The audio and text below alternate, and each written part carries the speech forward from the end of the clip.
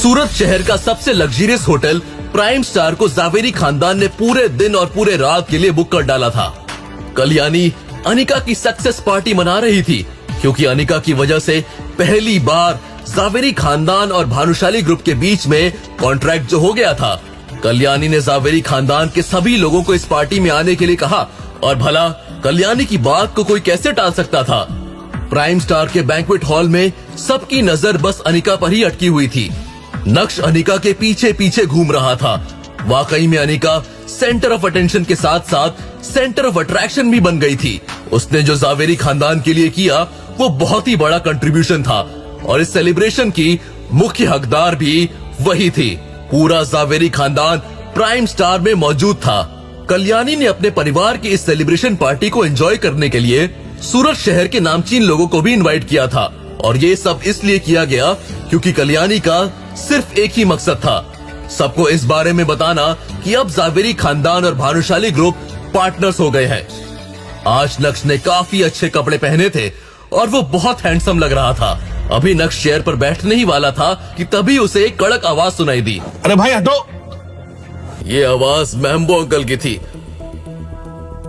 जब Mambo uncle ने देखा कि नक्श हिलने का नाम नहीं ले रहा है, तो तुरंत ही नक्श को धक्का देते हुए बोले, अरे ये सीट मिस जूली के लिए। अरे जूली जी आप बैठिए, स्पेशल आज आपके लिए बनवाई है। अरे प्लीज बैठिए, देखिए। लेकिन उसके बाद भी नक्श ने वो जगह छोड़ी नहीं। वो देख रहा था कि मैम्बो अंकल मिस जूली को पटाने की कोशिश कर रहे हैं। मिस जूली। नक्श के मुंह से मिस जूली का नाम सुनकर मैम्बो अंकल गुस्से से तिलमिला उठे। तुम मिस जूली को जानते भी नहीं हो। अरे जानोगे भी कैसे? अच्छे और बड़े लोगों को जानने के लिए ना औकात का होना जरूरी होता है, और तुम्हारी क्या औकात है यहाँ आए हुए सभी लोगों को अच्छी तरह से मालूम है, समझे? एक नया झमेला शुरू हो गया था और सभी लोगों की नजर नक्श पर ही टिकी हुई थी। अनिका जो इस सीन से ज्यादा दूर नहीं थी, उसका चेहरा भी शर्म से लाल हो गया था। अनिका भानुशाली ग्रुप के साथ डील करने में कामयाब रही, और मैम्बो अंकल इसी बात की भड़ास निकाल रहे थे। उनका मकसद सिर्फ और सिर्फ अनिका को एम्बैरस करना था।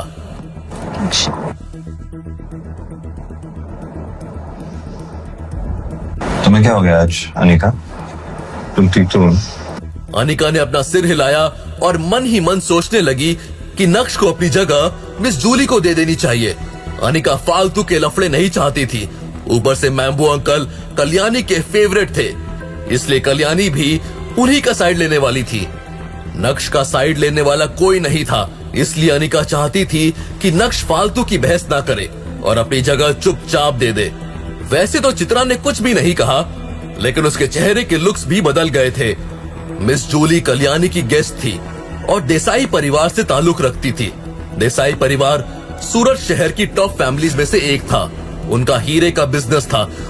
चित्रा बहुत अच्छे से जानती थी कि कल्याणी के दिल में ऐसे लोगों के लिए एक अलग ही जगह थी, और अगर नक्श ने मिस जूली को ऑफेंड किया तो उसका सीधा असर अनिका पर पड़ेगा। हालांकि नक्श को सिर्फ अपनी बीवी अनिका की पड़ी थी। इतना कुछ होने के बाद भी नक्श अपनी जगह मिस जूली को देने के लिए तैयार नहीं था, और ये देखकर मैम्बो अंकल का गुस्सा 7वें आसमान पर पहुंच गया। तुम्हें इंसानी भाषा समझ नहीं आती ना? नहीं। अरे कितनी देर से चिल्ला रहा हूं कि ये जगह मिस जूली के लिए है, लेकिन तुम्हारे कानों पर जूं तक नहीं रेंगती। अगर ये जगह तुम मिस जूली को दे दोगे तो आसमान नहीं टूट पड़ेगा, ये जमीन नहीं फट जाएगी, तुम्हारा कोई नुकसान नहीं होगा। अरे उठो यहां से। मिस जूली ने चौंकते हुए पहले मैम्बो अंकल को देखा और उसके बाद गुस्से वाली नजरों से नक्श को घूरने लगी थी। मामला बढ़ता जा रहा था और कल्याणी को भी इसकी भनक लग गई थी। कल्याणी की आंखें भी इसी मैटर पर टिकी हुई थी। अनिका कल्याणी के सामने अपना अच्छा इंप्रेशन कंटिन्यू रखना चाहती थी, लेकिन अगर नक्श ने अपनी जगह मिस जूली को नहीं दी तो अनिका का इंप्रेशन फीका पड़ जाएगा।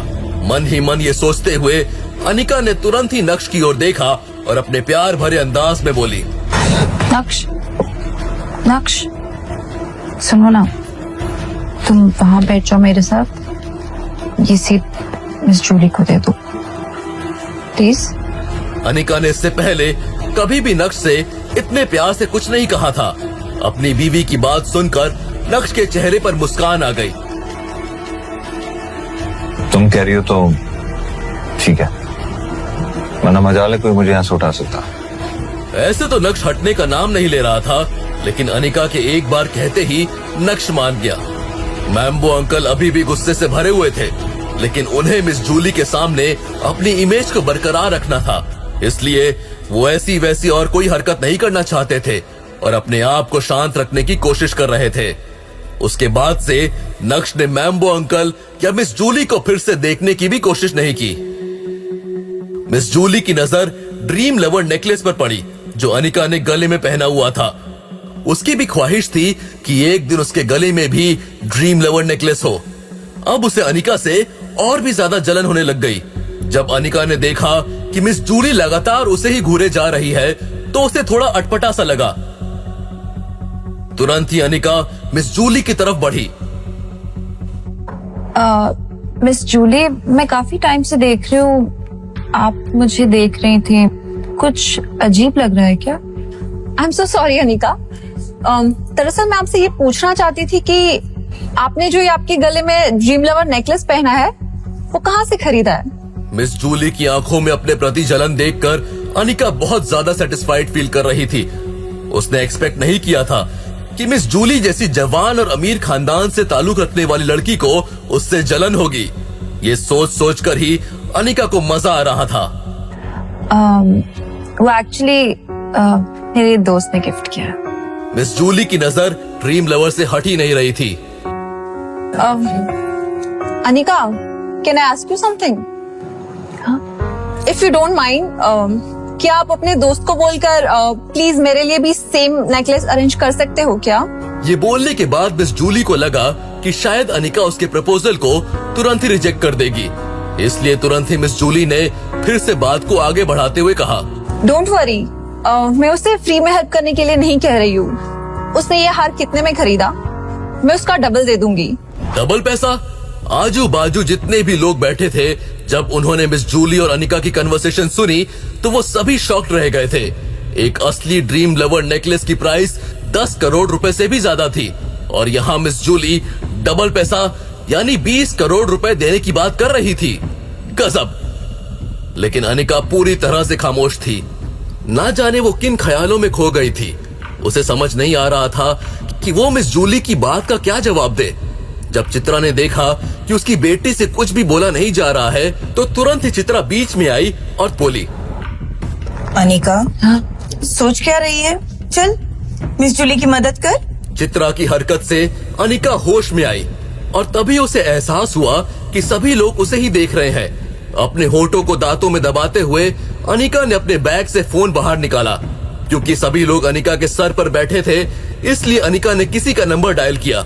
नक्श जो ज्यादा दूर नहीं था, वो अनिका के एक्शंस देखकर मुस्कुरा रहा था।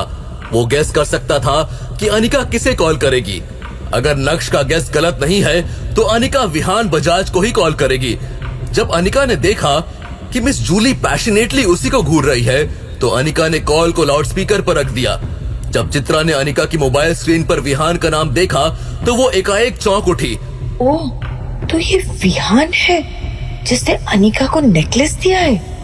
अगर ये बात नक्श को पता चल गई तो मुझे भी नहीं पता कि क्या होगा। बस नक्श अनिका से इस बात को लेकर आर्ग्यू ना करे। अगर नक्श ने यहाँ कुछ ऐसा वैसा हंगामा या ड्रामा किया तो मेरे और अनिका के लिए बहुत ऑकवर्ड हो जाएगा।